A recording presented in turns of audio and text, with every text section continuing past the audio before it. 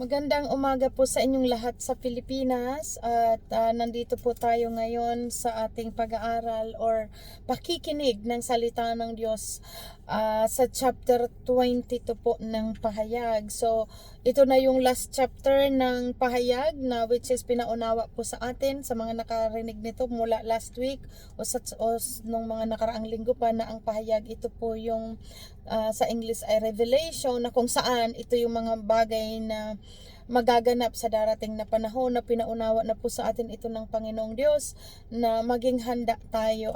So Pahayag, nasa huli po tayo, nasa last chapter na po tayo at kung maalala ninyo mula sa Matthew, tinuruan tayo ng Diyos, pinakita ng Diyos sa atin kung gaano po siya kadakila sa pamagitan ng Panginoong Hesus. Nagkaroon tayo ng kaligtasan at sa pamagitan ng Panginoong Hesus tayo po ay natubos at nagkaroon tayo ng pagkakataong lumapit sa ating Diyos Ama. At itinuro po sa atin kung paano mamuhay bilang isang Kristiyano, tinuruan tayo kung paano ang isang halimbawa ng kung paano sumunod sa kalooban ng Diyos, paano sundan ang mga pinakita ng Panginoong Hesus bilang naging panganay po natin sa kanyang nung nandito pa siya sa lupa, na tinuturo kung paano ang mamuhay ng anak ng Diyos na may kabanalan at may pagsunod sa Ama. So tuloy-tuloy nung pinaunawa sa atin the whole chapter ng book, walang iba po na itinuro sa atin dito ay lumayo sa kasalanan at sumunod sa kalooban ng Diyos, dahil ganoon na lamang ang pag-ibig ng Diyos po sa atin. Kaya tayo tinuturuan dahil sa bawat kasalanan, pinaunawa po sa atin dito na may kaparusahan. So kaya pagdating dito sa Pahayag, muli po mula sa chapter 1, idiniin dito ang patungkol sa mga believers na talagang matutong sumunod sa kung anong instruction ng Diyos at sumunod sa kanyang kalooban, dahil ang bawat kasalanan ay talagang ito nga po na nakikita natin dito sa Pahayag kung papaano sinugpo, kung papaano tinapos ng Diyos ang kasamaan ni Satanas, dahil si Satanas ang naguudyok sa tao na magkasala at malinlang nito ang tao. Subalit sa pamagitan ng salitang ito po na ating binabasa, naturuan tayo kung papaano ang tamang pagsunod sa Diyos at paano makaiwas sa mga kasalanan at hindi mahulog sa patibong ng kaaway ang mananampalataya. So ito po sa chapter na to, dito nakasaysay, saglit lang po. Dito nakasaysay ang tungkol sa bagong langit, which is yung itong mga blessed hope na inaasahan ng mga believer, na pinaniniwalaan natin, na pinanampalataya ng mga Kristiyano, na mamuling may pagkabuhay at babalik ang Panginoon para sa ating mga kanyang mga anak upang makasama doon sa buhay na walang hanggan. So chapter 22, ito na po babasahin natin at pakinggan po natin.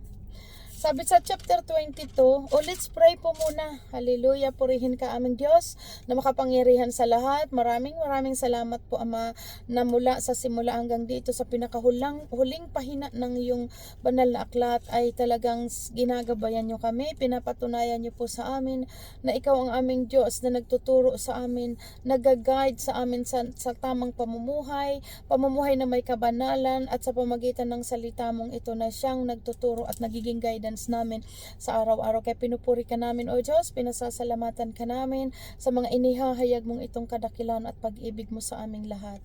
Sa iyo ang parangal at papuri at pagsamba, at ang lahat ng ito po, O Diyos, ay sa ngalan ng aming Panginoong Hesukristo. Amen. Amen. So sabi po dito, chapter 22, ipinakita rin sa akin ng anghel ang ilog ng tubig na nagbibigay buhay. So pagkatapos po nitong bumaba ang New Jerusalem, nakita natin sa chapter 21, yung bagong lupa at bagong langit.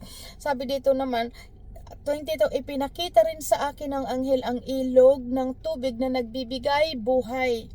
Ang tubig nito na sinlinaw ng kristal ay bumubukal mula sa trono ng Diyos at ng Kordero at umaago sa gitna ng lansangan ng lungsod. Sa magkabila ang panig ng ilog ay may punong kahoy na nagbibigay buhay. Ito'y namumunga ng 12 uri ng bunga. Wow!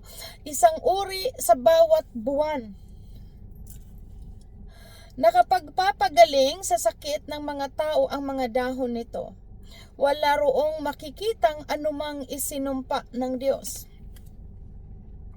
Makikita sa lungsod ng ang trono ng Diyos at ng Kordero, at sasambahin siya ng kanyang mga lingkod.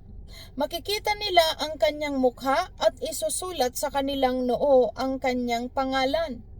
Dooy wala ng gabi, kaya't hindi na sila mangangailangan ng mga ilawan o ang liwanag ng araw, sapagkat ang Panginoong Diyos ang magiging liwanag nila at maghahari sila magpakailanman. So nakikita nyo po ito na visualize po natin na doon sa bagong langit, bagong Jerusalem pong ito sa huling panahon, na wala ng araw, wala ng buwan, dahil ang liwanag ni Kristo ang tatanglaw sa lahat. Ang liwanag ng Diyos. At verse 6, ang pagdating ni Jesus. Ito po. At sinabi sa akin ng anghel, maasahan at totoo ang mga salitang ito. Ang Panginoon, ang Diyos ng mga espiritu ng mga propeta, ang siyang nagsugo sa kanyang anghel upang ihayag sa mga lingkod niya ang mga bagay na magaganap sa lalong madaling panahon. At sinabi ni Jesus, makinig kayo. Darating na ako, pinagpala ang sumusunod sa mga salitang ng propesiya na nasa aklat na ito. So talaga pong malinaw dito. Kaya hindi po kami magsasawa na laging sabihin sa inyong lahat na tayong lahat ay manatili sa salita ng Diyos, dahil ang totoong nananampalataya po dito sa salitang ito po ay tunay na talagang magkakaroon ng pag-asa, dahil malinaw po ang salitang ito ay maasahan at sabi dito pinagpala, kaya sabi niya makinig kayo. Darating na ako, pinagpala ang sumusunod sa mga salita ng propesiya na aklat na propesiya na nasa aklat na ito. Akong si Juan ang nakarinig at nakakita sa lahat ng ito. Matapos kong marinig at makita ang lahat, ako'y nagpatira pa sa paanan ng anghel na nagpakita sa akin ng mga ito upang siya'y sambahin. Ngunit sinabi niya, huwag mong gawin iyan, ako may alipin tulad mo at tulad din ng iyong mga kapatid na propeta at lahat ng sumusunod sa mga salita ng aklat na ito. Ang Diyos ang sambahin mo. Dito po napakalinaw, maging ang mga anghel o sino mang tao hindi dapat sambahin, o kahit anumang mga propeta. Hindi sambahin, ang Diyos lamang ang sambahin mo. Pinakita po dito, dahil nung makita ito, nung pinakita kay Juan ng anghel ang mga magaganap, lumuhod dito si Juan. Pero sinabi ng anghel, huwag mong gawin iyan, ako may aliping tulad mo. So malinaw po kasi, pinaunawa sa atin ang salita ng Diyos. Ang Diyos lamang ang ating sambahin, siya lamang ang luhuran. Walang nilalang ng Diyos na dapat luhuran, dahil ang may lalang lamang na kung saan ang Diyos na makapangyarihan sa lahat, siya lamang po ang dapat nating luhuran at sambahin. Kaya dito pinaunawa po ng anghel. Nung sinabi niya rito, huwag mong gawin iyan, ako may aliping tulad mo at tulad din ng iyong mga kapatid na propeta ng lahat na sumusunod sa salita ng aklat na ito. So ibig sabihin, lahat ng mga sumusunod, lahat yung mga pinabanal ng Diyos, ibig sabihin sumusunod na pinabanal, hindi dapat luhuran ng sino man. Para pareho lang, ang walang dapat luhuran, tulad sabi ng anghel, kundi walang iba. Sabi dito, ang Diyos ang sambahin mo. Verse 10, at sinabi rin niya sa akin, huwag mong ililihim ang mga propesiya na nasa aklat na ito, sapagkat malapit nang maganap ang mga ito. Magpatuloy ka sa magpapatuloy sa pagpapakasama ang masama, magpapatuloy sa pagpapakurumi ang marumi, ngunit namumuhay sa kalooban ng Diyos. Ngunit ang namumuhay sa kalooban ng Diyos ay magpatuloy sa gayong pamumuhay, at ang banal sa pagiging banal. So malinaw po dito, ang masama ay lalong magpapakasama.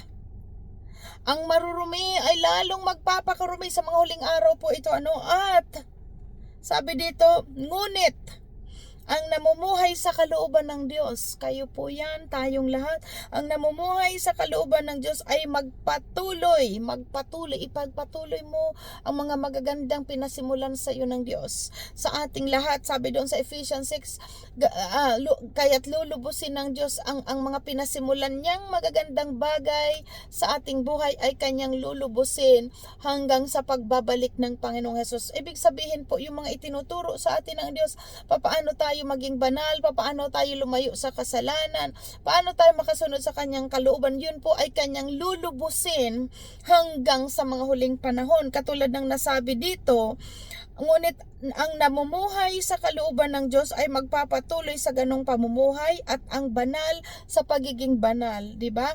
Pero naman yung masama, sabi dito sa 11, magpapatuloy sa pagpapakasama ang masama at magpapakarumi ang nagpapakarumi. So, salamat po sa Diyos.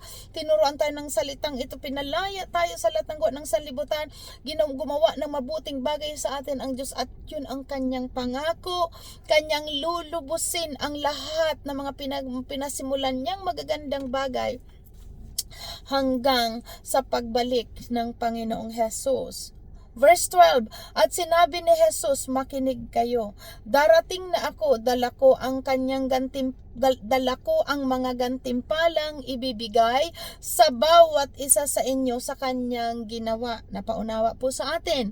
Kaya tayo gumagawa ng mabuti, kaya tayo sinusunod natin ang kalooban ng Diyos dahil aanihin natin ang lahat ng mga ginagawa nating pagpapagal. Siya ang magre-reward po sa atin sa pagdating ng araw. Kaya nga pinaunawa sa atin, ano man ang ating gawin natin para sa Diyos dahil minamasdan tayo ng Diyos sa lahat ng oras, at i-reward niya tayo ayon sa ating mga ginawa. Sabi sa 13, ako ang Alpha at ang Omega, ang una at ang huli, ang simula at ang wakas. Pinagpala ang naglilinis ng kanilang kasuotan sapagkat bibigyan sila ng karapatang pumasok sa lungsod at kumain ng bunga ng punong kahoy na nagbibigay buhay. Amen? So, ito po yon na mapalad kaya nga tinuturuan tayong panatilihin ninyo ang mga bagay na tinuro sa inyo, magpakatatag kayo sa mga aral ni Kristo na itinuro po sa atin. Kaya nga dito natin napatunayan na bakit napakahalaga ang laging nagbabasa ng salita ng Diyos, dahil kumbaga ito ang maintenance natin para mapanatili tayong lumalakad ayon sa kanyang kalooban. Lagi nating naririnig ang instruction kung paano tayo mabuhay ng tama dito sa gitna ng sanlibutan na magulong mundo. Ngayon ang salita ng Diyos ang nagbibigay sa atin ng instruction paano tayo makaiwas sa mga bagay na yon, na mga masama, nagbibigay sa atin ng karunungan na magdesisyon ng tama at alisin ang kamangmangan. Kamangmangan meaning alam ng mali ay patuloy pang ginagawa. Kaya tinuruan tayo sa kawikaan na maging matalino kayo, piliin nyo ang tama, dahil ang tama, kapag ginagawa nyo ang tama, aanihin nyo ang gantimpala ng Diyos. Samantalang ang patuloy paggawa ng masama, aanihin niya rin ang kaparusahan, na kung saan dapat si Satanas lamang ang tumanggap ng kaparusahan, pero dahil ang tao nga nagiging masama, kaya nadadamay doon. At dito nabasa natin na ihuhulog talaga sa impyerno as supring apoy. Nabasa natin doon sa chapter 20 or 21 dito sa pahayag na doon si Satanas papahirapan habang buhay. Kaya sabi dito, ito nga, subalit, sabi po dito, pinagpala ang naglilinis ng kanilang kasuotan sapagkat bibigyan sila ng karapatang pumasok sa lungsod at kumain ng bunga ng punong kahoy na nagbibigay buhay. Subalit maiiwan sa labas ng lungsod ang mga asal-aso, ang mga mangkukulam, ang mga nakikiapid, ang mga mamamatay tao, ang mga sumasamba sa Diyos-Diyosan at mahilig magsinungaling at mandaya. So, ito lang po, ito ang pinaunawa sa atin, ang mga maiiwan sa labas. Ibig sabihin, hindi makakapasok sa kaharian ng Diyos ang mga gumagawa ng ito. Maging tingnan nyo po, maging mga mahilig magsinungaling at mandaya. Hindi po makakapasok sa kaharian ng Diyos ang lahat ng mga gumagawa ng ganito. So dahil nababasa natin ito, natuturuan tayo na gumawa ng tama at natakot na tayo talaga na masumuway dahil malinaw alam natin na katotohanan ang salita ng Diyos, ang sinabi niya at ginagawa niya po ang lahat ng ito. Kaya binababalaan ang lahat na habang maaga at naabot ng salita ng Diyos, makinig. Kaya inulit-ulit dito sa payag, makinig ang may pandinig. Dahil ang mga bagay na ito pong mga ginagawa ng taong nabanggit dito, sinabi dito, hindi makakapasok ito sa kaharian ng Diyos, which is inulit po ito doon sa Galatia 5. Yung mga makalaman, mga bagay na gawain ng laman, sinabi doon, binababalaan ko kayo, hindi kayo makakapasok sa buhay na walang hanggan. At ito po, ang salitang ito ang nagbago sa atin araw-araw, dahil kung hindi sa salita ng Diyos na ating binabasa, na andyan din tayo sa gawain ng mga makasanlibutan. Pero purihin ang Diyos na tutunay nga ang sino mang nakipag-isa kay Kristo ay bago ng nilalang. Wala na ang dating pagkatao, siya ay bago na dahil nire-renewed po ng salita ng Diyos ang ating kaisipan. Amen? So ito po. At sabi dito verse 16, akong si Jesus ang nagsugo sa aking anghel upang ang mga bagay na ito'y ipahayag sa inyo na nasa mga iglesia. Ibig sabihin, iglesia, it's a group of believers po ito. Mga follower ni Christ ang tinatawag na iglesia, tagasunod. At ito'y ipinapaabot sa atin, ang salitang ito. Sabi dito, 16, akong si Jesus ang nagsugo sa aking anghel upang ang mga bagay na ito ipahayag sa inyo na sa mga iglesia. Dahil makita po natin sa chapter 1 na sa pamamagitan ng anghel, isinugo ang anghel na paunawa kay Juan ang mga magaganap sa darating na panahon. At nakita natin mula chapter 1 until this chapter na kung ano ang magaganap. Kaya maging dito sa chapter 16, inulit ng Panginoong Jesus, akong si Jesus ang nagsugo sa aking anghel upang ang mga bagay na ito'y ipahayag sa inyo na nasa mga iglesia.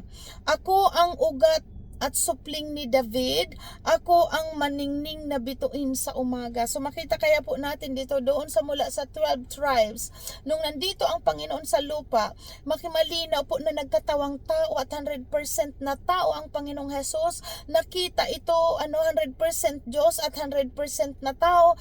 Nakita po natin nung nabubuhay siya at siya ipinanganak ni Maria at sa pamamagitan ng Espiritu ng Diyos nagbuntis si Maria. At makita at ito sila Maria at sila Jose ay galing sa lipi ni Haring David. Kaya nabanggit po dito, ako ang ugat ng supling ni David, ako ang maningning na bituin ng umaga. Kaya nung ipinanganak po ang Panginoong Hesus, makita natin na merong tala na nagagay doon sa 3 kings, 'di ba? Nung isilang po siya. Dahil ipinakita doon na talagang ang Panginoon ang tagapagligtas ng sanlibutan, ang tagapagligtas ay ipinanganak at natukoy yung tinutukoy po doon sa Isaiah na isang babaeng birhen ang manganganak na isang lalaki sa sabsaban at tatawagin itong Emmanuel, na kung saan Emmanuel, ang kahulugan ng Emmanuel, ang God is with us. So yun po yung kapanganakan ng Panginoong Hesus bilang naging tao siya sa lupa upang ipakita sa atin at i-demonstrate kung papaano ang pagsunod sa Ama bilang mga anak ng Diyos. Verse 17, sinabi ng Espiritu at ng babaeng ikakasal, halikayo. Lahat ng nakarinig nito ay magsabi rin, halikayo. Lumapit ang sino mang nauuhaw, kumuha ng may gusto ng tubig na nagbibigay buhay, ito'y walang bayad. Alam po natin ang tinutukoy nito ang Panginoong Hesus, na kung saan siya po ang buhay, siya ang tubig, na kumbaga doon po sa babaeng si Maritana, na kung maalala po ninyo sa mga nagbabasa at sa mga hindi pa naunawaan ng lubos, stay tuned po kayo sa Word of God dahil habang tumatagal maglilinaw sa inyo ang mga bagay na ito, dahil itutok lamang po natin sa Bible dito sa mga sinasabing ito ang ating mga pag-aaral, maiintindihan at malilinawan ninyo po ng lubos ang mga bagay na ito. Kaya ito pinapaunawa po dito ang Panginoon, kasi nga sinabi pa, natilihin yung malinis ang iyong mga damit hanggang sa kanyang pagbabalik.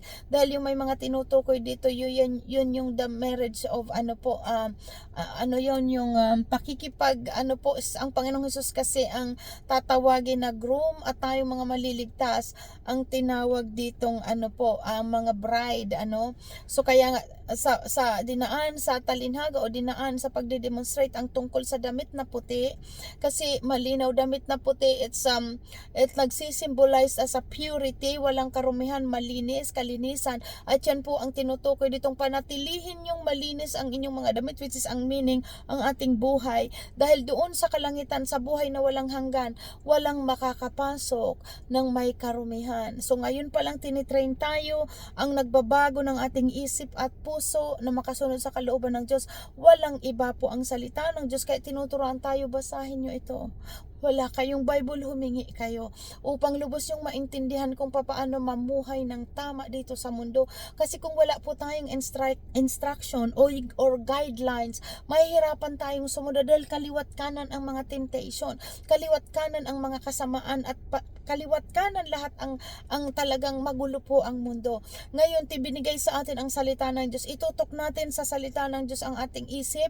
Itutok natin kung anong sinasabi ng Diyos, anong gawin yun ang gawin natin. At ito po ang mag-guide sa atin, maglilinis ng ating buhay, maglalayo sa gawa ng kasamaan, magpapalaya sa anumang mga bagay na umalipin sa atin sa pamamagitan ng pananampalataya. Habang nagbabasa tayo ng salitang ito, nauunawaan natin ang kapangyarihan ng Diyos, nauunawaan natin kung papaano ang pagsunod sa Diyos. Amen? So mahalaga po, at lagi kong ulit-ulitin ito sa inyo, lagi nyo itong maririnig paulit-ulit, hindi po ako magsasawa, manatili tayong lahat sa salita ng Diyos, manatili araw at gabi, isang chapter, at makikita nyo po ang bunga nito na totoong totoo, na ang salitang ito'y maaasahan, tulad ng sinabi kanina sa verse 6, maaasahan at totoo ang mga salitang ito. Totoo po yun. Totoong 100%. Amen. Kaya pasimulan nyo po, humingi kayo ng Bible, at sa mga datihan na nag-aaral o nagbabasa, panatilihin nyo ang inyong mga ginagawa. At makikita nyo at lilitaw at ihahayag sa inyong kayo mismo makakapagsabi, totoo nga at makapangyarihan ang salitang ito, maaasahan. Amen. So verse 18, ang pangwawakas na po ito, na salita. Sabi dito, akong si Juan ay nagbibigay ng babala sa sino mang makarinig sa mga propesiya ng aklat na ito. So ibig sabihin tayo, ulitin ko pong muli. Akong si Juan ay nagbibigay ng babala sa sino mang makarinig ng mga propesiya na nasa aklat na ito. So, ikaw at ako, para sa atin ang babala na ito. Anong babala? Sabi dito, sa sino mang magdaragdag na nilalaman ng aklat na ito o ay idaragdag ng Diyos sa kanya ang mga salot na nakasulat dito. Ang sino mang mag-aalis ng anuman sa mga salita ng aklat ng propesiyang ito ay aalisin ng Diyos ng karapatang makibahagi sa bunga ng punong kahoy na nagbibigay buhay at sa banal na lungsod na binabanggit dito. Sinasabi ng patotoo sa lahat nagpapatotoo sa lahat ng ito, tiyak nga darating na ako. Amen. Dumarating ka nawa, Panginoon Jesus, naway makamtan ng lahat ang kagandang loob ng Panginoong Jesus. Amen. So ito po, malinaw. Kaya dito tayo, lagi kong sinasabi, kung ano lang ang nagbabasa natin, yun lang. Doon lang tayo, mag-steady tayo. Kaya napakahalaga na nagbabasa tayo. Nakikita natin ang mensahe chapter by chapter. Dahil malinaw, babala ito sa mga nagbabasa o nakakaalam. O hindi ito pwedeng dagdagan at hindi ito pwedeng bawasan. Dahil nakikita po natin ano ang mangyayari sa mga nagdaragdag nito. sa aklat na ito. Sabi dito dadagdag sa kanya ang salot na nakasulat dito. Kapag ang isang tao nagdaragdag o kinukulangan ito, may kaparusahan. Kaya ito po ang nagdulot sa atin banal na takot at salamat sa Diyos. Tinuturoan tayo na nanalig tayo sa pangako sa atin ng Diyos na siya ang tagapagturo. Ayon sa sinabi niya sa awit 32 verse 8, si Yahweh ang magtuturo sa atin, siya ang magbibigay payo, tayo tuturuan. So every time na nagbabasa tayo, kaya nga habang nagbabasa tayo, kung hindi natin medyo pa naunawaan sa ngayon, hindi natin pinipilit o gagawa ng mga bagay na mag-speculate, maghaka-haka, dahil napakadelikado po ito, mahalaga ito, banal ang salita ng Diyos, hindi ito pwedeng dagdagan, hindi ito pwedeng kulangan, kaya ganito ang ganito ang ginagawa natin. Chapter by chapter, basa lang kung ano ang naandyan na naririnig natin na sinasabi, yun lamang po at hindi, walang labis, walang kulang. Amen po. So, maraming salamat po sa inyong lahat. So ngayon, nasa Kawikaan, bibigyan natin ng time ang Kawikaan. Dahil napakaganda po ang ngayon sa Kawikaan, at yan po, yan yung chapter 5, babala laban sa pangangalo niya. So Sis Banji, Sis Paz, I don't know kung sinong Sis Jen, Sis Gemma, I don't know kung sino ang basahin niyo po ang Kawikaan. Napakahanda, may 30 minutes po tayong natitira. So ibibigay ko po yan sa inyo. So magpapaalam na ako at closing prayer na po ito natin. Hallelujah.